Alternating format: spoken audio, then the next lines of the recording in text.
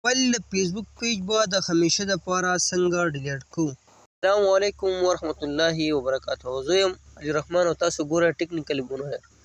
دوستانو په نننۍ ویډیو کې موږ تاسو څخه یو که څوک هم د خپل فیسبوک پیج ډیلیټ کول غواړي، یعنې د همیشه دپاره ختمول غواړي، نو دا ویډیو تر اخره پورې وګورئ.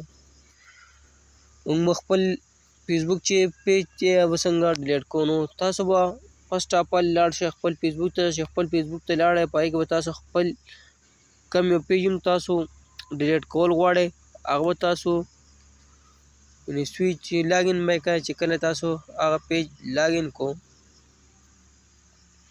تاسو لږ انتظار وکئ.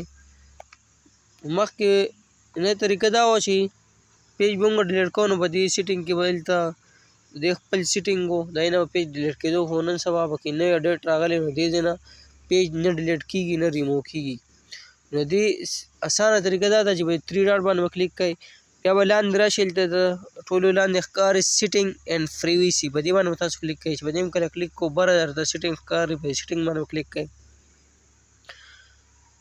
سیټینګ باندې کله کلیک کول د تاسو د هغه پیج هم راوستو، ستاسو د فیسبوک آی ډي هم راوسته، او بره درته لیکلي سرچ سیټینګ، په دې باندې به تاسو کلیک کوئ. په دې کې به تاسو ډیلیټ ولیکئ.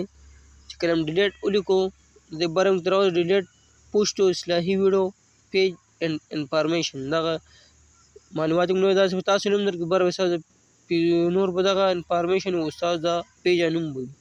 په دې به تاسو کلیک کوئ. چې په دې هم کله کلیک کوو او تاسو لږ انتظار وکئ.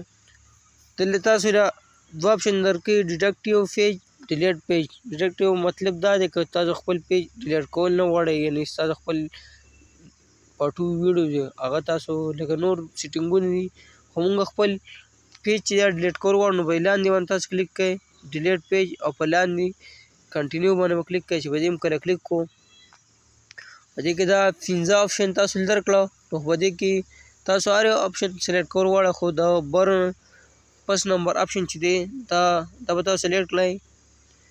چې په دې باندې به کله کلیک کوو، بیا به راشي لاندې کنټینیو ښکاري، په دې کنټینیو باندې به کلیک کوئ. بیا به لږ لاندې راشي، بیا به دوباره به د کنټینیو باندې کلیک کوئ. د هغې نه بعد تاسو چې کوم د فیسبوک پاسورډ دی هغه به دلته سلیکټ کړئ، فیسبوک آی ډي چې کوم پاسورډ دی، او دلته به د کنټینیو باندې به تاسو کلیک کوئ. بره ورته لیکلی یم ډیلیټ پوسټ اصلاحي ویډیو پیج انفارمیشن لیکلی، په دې کنټینیو چې تاسو کله کلیک کوو، بیا دلته لیکلی ډیلیټ پیج، په دې ډیلیټ پیج باندې به کلیک کوئ. تاسو دلته بر لیکلي یم 30 دن، 30 ورځې کې به ستاسو فیسبوک پیج چې کوم دی هغه ډیلیټ شي، دا اټومیټک هم ډیلیټ کېږي. نو دوستانو زموږ سره هغه پیج و هغه ډیلیټ شو. اوس دا نور پیجونه زموږ سره دي، خو کوم پیج چې موږ ډیلیټ کول غوښتل هغه زموږ سره ډیلیټ شو.